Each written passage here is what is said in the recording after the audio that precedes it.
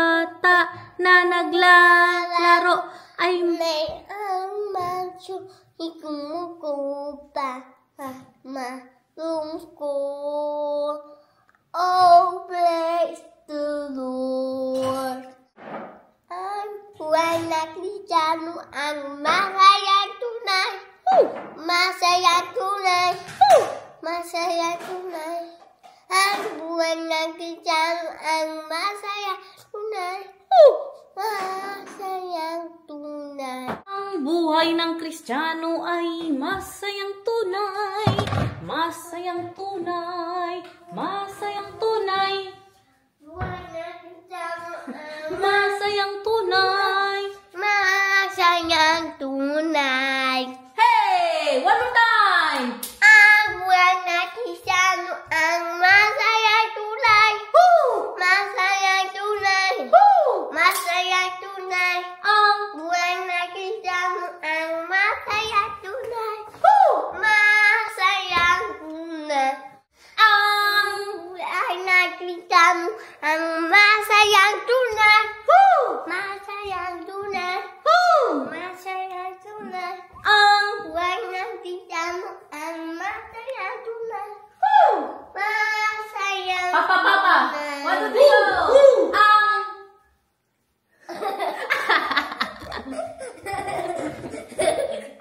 ay, labas na natin siya, guys. Kay buntik na siyang sira na naman. Baka sira na nga ito. What do you think? When was that I went to Antwerp? Last week, right?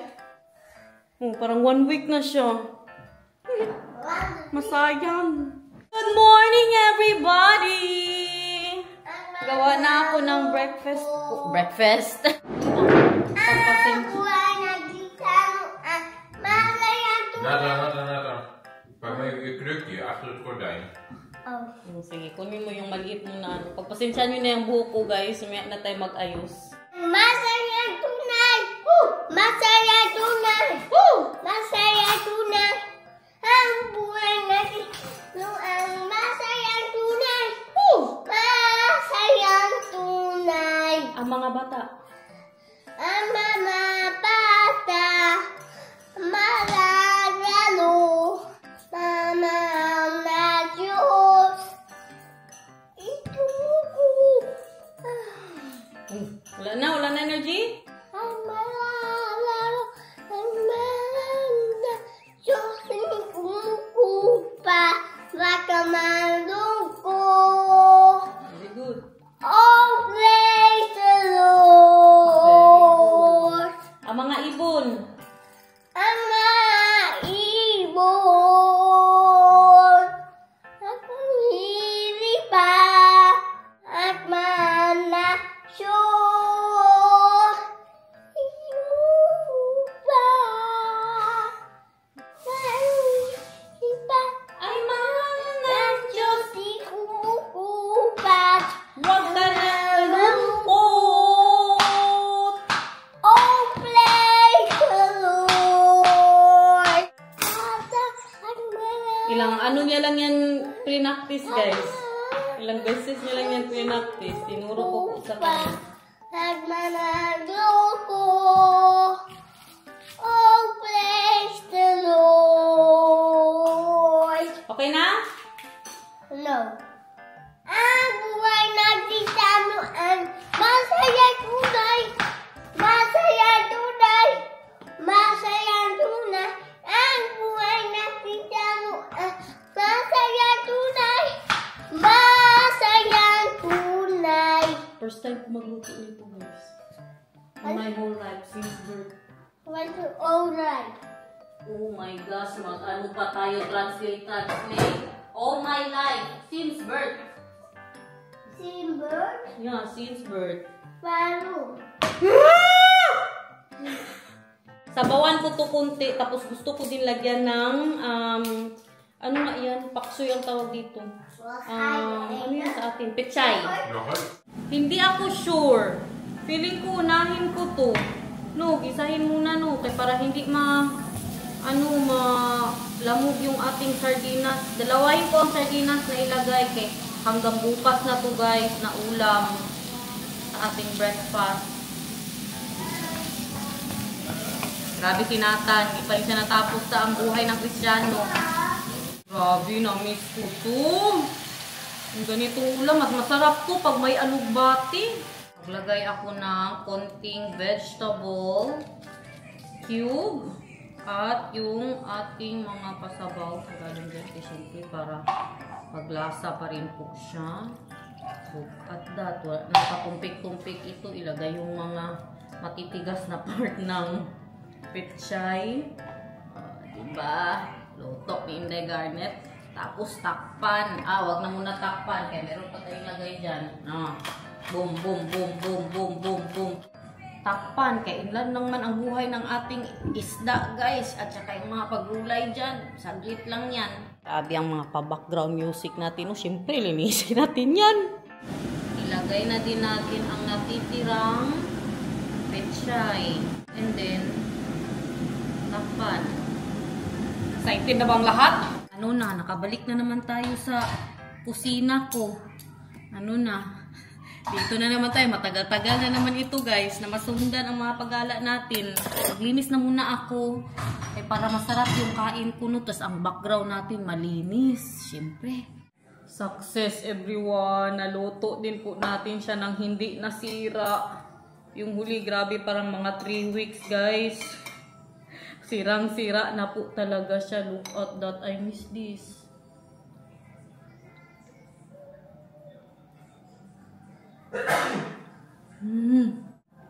Grabe. Pero iba talaga. Iba talaga. Wala siyang alugbati. Hinahanap ko ang lasa ng alugbati, guys. Kasi sa bahay, pag nagluto ang lolo ko, lagyan niya po talaga ng alugbati. Kunting pinakura.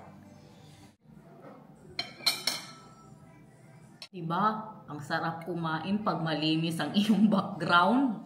Bahay-bahay, kusina-kusina na po muna tayo for today's vlog, guys, ha? Kay nakarami na kayo sa akin ba? Halos mga ilang weeks yung ano natin, pagala-gala. Nakadami pang nagreklamo. Hindi, Garnet, asper pa naman. Kayo talaga. Ang itsura ko ganyan na hanggang matapos ang vlog. Bayaan nyo na. Kaya mga lately, blooming tayo. Pagbigyan nyo din po ako maging losyang, guys. Minsan lang yan. Baka na-miss nyo yung dating Garnet ba? Ganito palaging tsura. Magbatrob-batrob pa. Alala nyo yung batrob ni Daniel? Palagi kong gamit noon. Pagkagising pa lang, yun na. Alam nyo, may kwento ako sa inyo. Medyo down ako ngayon, guys. Alam ko po na napag-usapan na natin ito ng ilang beses. No? Pero ngayon, ito na siguro ang last time na mabanggit ko po ito sa inyo. About kay Derich ba? Ay nalang, suko na ako, guys. Suko na ako. Alam nyo naman po no, kung gaano ko kagusto na dito po siya sa amin, dito siya mag-aral, dito yung future niya, dito siya magkatrabaho, dito siya magkapamilya. Pero tapos na. Ayaw ko na. Saka, nag-aaway na kami. Alam nyo, nakiusap ako sa tatay niya. Sabi ko kung pwede, kausapin niya po si Derich na na i-motivate siya at kumbinsihin na dito na mag-aral. Kaya sinabi ko din sa kanya na ang future nga ba na nandito. Si Derich lang din kasi, guys, kaya na pag-desisyonan ko na tama na siguro ito. Si Derich kasi nag-aaral po siya ng mabuti. Hindi ako namumblema sa kanya sa school. Matataas po ang grades niya. Buyag-buyag, Lord, thank you so much. As in, guys, hindi mag-absent. Basta, po siya, masipag po siyang mag-aral. Grabe siya maglaro ng computer, pero maganda po ang mga grades ng anak ko. Kaya sabi ko, tama na siguro. Uy, may future pa rin siya sa Pilipinas. At saka meron siyang pangarap, guys. Alam niyo, ang unang pangarap niya, maging pilot. Gusto niya po maging pilot. Nagbilihan siya yung mga para sa computer. Yung controller ng pilot ba? Magganyan-ganyan, nagpa-practice na siya, guys. Pero ngayon, nagbago po ang isip niya. Sabi niya, aeronautic engineer, ang tawag ba dyan, guys? Yan ba? Hindi ako sure. Basta aeronautic at basta din ba yung engineer ng mga eroplano. Oh, di ba? Meron siyang pangarap. Tsaka wala siyang girlfriend. Sa mga nagtatanong, break na po sila nung huling girlfriend niya. Tsaka hanggang ngayon. Matagal na siguro. Sobra 1 taon na naghiwalay sila hanggang ngayon. Hindi pa rin siya nag-girlfriend, guys. Masaya na lang din ako ba? Na hindi din siya naghahanap. Yung pag-uwi ko, may nakakausap siya na 24/7 sila mag-usap. Pero hindi siya natuloy. Mahal. Telling them that I will stop pushing Derich to live here. Because the last time he was mad. Yeah. You know what he told me? Maoy, I already told you I want to stay here. And then what if I don't like there? He was saying, then I need to go back to school. I need to, that he will be behind. Yeah, that's what he is afraid of, that he will be behind sa mga classmate niya, guys. Kaya naintindihan ko din naman siya. No? Paano naman din kasi kung hindi niya magustuhan. Kasi guys, ang anak ko, na siya? 16 years old na, mahirap na po talagang hilahin. Ano ba yan? Kabugdo ba? I will put some burger there. I'll put some burger there. I cannot doubt it, just dispense. It's sweet because you I need to tell you something. Okay, you will go po. Kaya ayaw ko na, guys, kaya nag-aaway lang kami. Yun ang galit siya pagkasabi ko. Ewan ko ba, kay pagkatapos siyang kausapin ng tatay niya, minessage ko ang tatay niya, anong sinabi mo kay Derich na bakit never naman yan siya nagalit pag kinakausap ko siya about dyan, minessage ko po siya. Tapos sabi niya, sa akin nga din nagalit. Diba? Iba na yung pagkasagot niya sa akin kay, alam niyo yung nainis na, kakapaulit-ulit ko. Siguro mga mga 10 times a month. O, ganyan ko siya pagsabihan. Siguro po na na siya, na inis na, kapaulit-ulit ko po sa kanya. Tapos sinasabi niya sa akin, maganda pa ang sagot niya, sige lang dito lang ako ma. Tapos ako push kasi nga mag 17 years old na siya next year sa February po. Kaya pinupush ko siya kasi pag nag-18 na, hindi na siya pwede dito, guys. Naisip ko rin, baka in the future magamit niya na mag-working visa po siya dito ba. Kasi maraming mga ganyan, mga katrabaho po ni Daniel. Mag-English po sila, pero working visa, mga galing mga engineer na galing pa ng China, ganun baka magamit niya din po ang pagka-pilot niya or pag nag-aeronautic po ba siya. Sabi niya mag-aeronautic po muna siya, tapos tsaka siya mag-pilot kasi sabi ko sa kanya, mahirap ang pilot, Rich. Alam niyo po bakit? Sa kadami-daming gusto mag-pilot, hindi po ang eroplano, kailangan mo ng backer ba? So diyan baka makakilala po siya pag nag-aeronautic na muna siya engineer, makakilala po siya. So yan ang pag-ipunan ko ngayon. Tingnan na lang natin. Kaya haki talaga kami ng tatay niya. I-message ko na yan siya, guys. At saka kung magsabi na naman kay si mamang pala magpaaral, hindi. Kami po ang nagpapaaral kay Derich kahit baon, guys. Wala yan si mamang. Ayaw ko. Ako lang. Responsibilidad po namin yan. Bakit ibigay ko sa nanay ko? Buti na lang ang tatay niya ngayon, naghati na po kami sa school, hati po kami sa tuition, at saka sa baon po ni Derich, tag 2 weeks po kami. At saka yung tatay niya may magandang trabaho din naman po. Po siya, government employee po siya. Hindi ko nasabihin kung saan, guys, pero government po siya. Diba? Nakatulong din ba? Kaya, syempre, malaki-laki din. Tapos may mga bills pa tayo na kailangan dito. May pamilya din po ako dito. Kaya nakatulong din po talaga. Nahakit talaga kami sa pagpaaral kay Derich, guys. Pasalamat din kami ngayon ng tatay niya. Kasi meron pala, guys, na nyo po yan?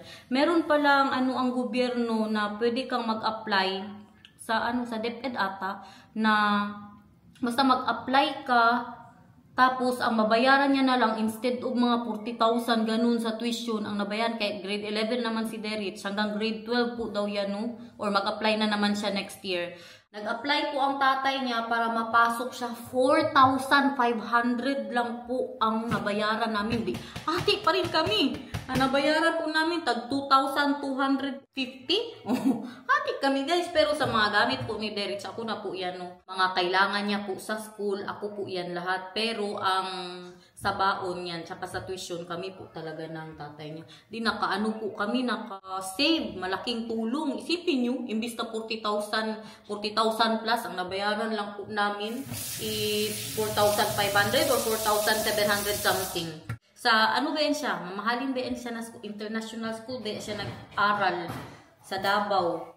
Kaya nasiyahan din ako. Kaya mag-uwi ba tayo sa December? Kaipon-ipon tayo. Tapos ang school niya ngayon, guys, 3 days a week lang. Monday, Wednesday, and Friday lang po ang pasok niya. Di, mas nakalis din tayo sa baon. Kaya yun, napagtanto ko talaga na suko na ako. Last night, hindi ko na po siya kulitin. Wala na akong banggitin kahit sa inyo.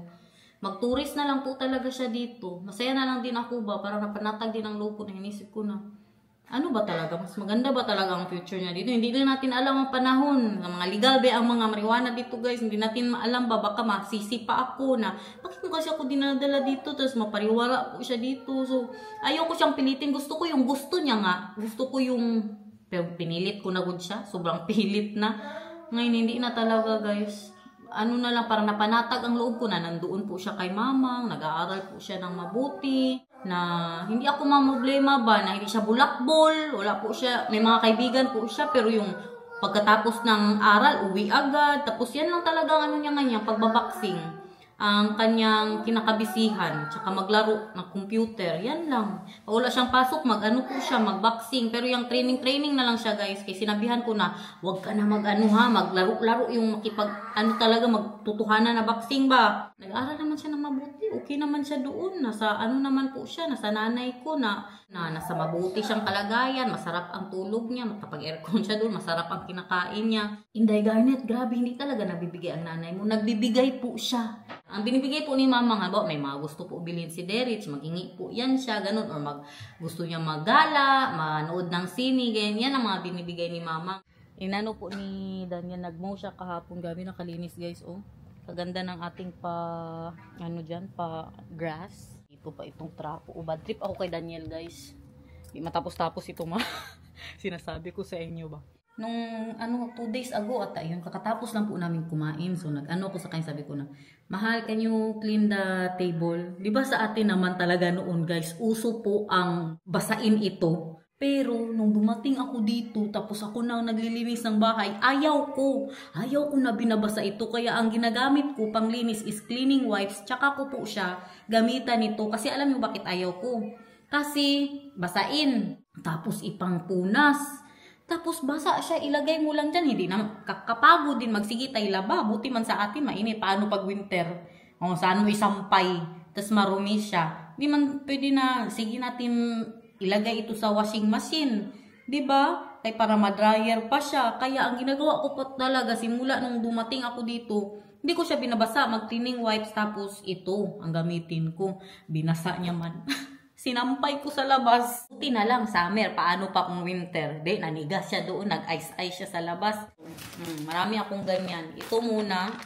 Damihan ko ng paglinis. Tapos, ito.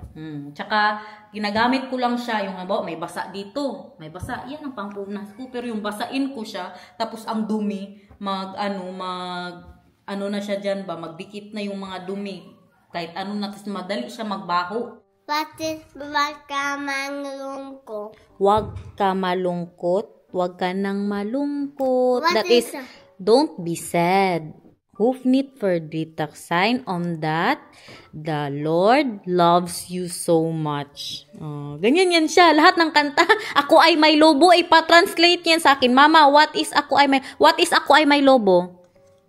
Ako ay may lobo.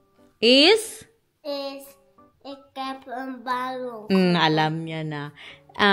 Tapos, ang masaya. What is masaya? Masaya ibigay. Very good. And, ako ay may lobo. Lumipad sa langit. What is lumipad sa langit? Sa baluhan na bawsan. Very good naman talaga. Pinatranslate niya. Naalala niya. Ang mga bata. Ang mga bata. Tunla sa imong laway. Tunla sa. Slick mar off. Slick mar in. Sige. Kaya nagatulo. 1, 2, 3, go. Ano ang mga bata? Ang mga bata. What is that? The kinderen? The kinder. Yeah. Ay naglalaro. What is ay naglalaro? Campaign. Alam niya guys. Sa Dutch. Ay mahal ng Diyos. What is ay mahal ng Diyos? Bata Jesus. Ang bata ay love ni? Papa Jesus. Oh, very good. Ang buhay na Kristiyano ang masayang tunay. Sayawan mo. Masayang tunay. Masayang tunay, that is echt blij. Ang buhay na Kristiyano. The leven van Christian. Wow. And what else do you want to know? Lahat yan, guys. Ipa-translate ya word by word. Making melodies. Making melodies. Magsing ka muna. Iparinig mo muna sa kanila. Kaya hindi pa nila narinig na nagsing ka ng making melodies. 1, 2, 3, go! Making melodies in my heart. Making melody in my heart. Huli ang mga pang high blood. For the King of Queen. Very good. Thank you, Lord. Sekmar. Thank you, Lord. I love you. I love you. From? The Puto Bala. Thank you. Amen. Sekmar. Amen. Ano ang ako ay may lobo lumipad sa langit? Di ko na nakita. What is di ko na nakita? Is kansin. Very good. Tapos kung ang ulan. What is kung ang ulan? Hetregen. Very good. Ay puro tsokolate. What is ay puro tsokolate? De regen maakt chocolade. Very good! Naintindihan niya talaga ang kinakanta, ang tinuturo ko sa kanya, guys. At, anong sarap ng ulan? Ano yan? The regen is? Lekker. Lekker! Het regen is lekker. Very good. Para malaman ni Oman nung ibig sabihin ng kanta mo, okay? Ang mga isda. Ano ang isda? Isda is ang mga isda. A fish. Very good. Na lumalangoy. Ano ang lumalangoy? Is bubbles. What is bubble? Bubbles. Bubbles? That the taken, the fish that can swimmen And then is the lablab pan. seashells. Very good. Now, say goodbye na to the guys. So, guys, So guys, bye-bye. Salamat. Guys, salamat. Bye-bye.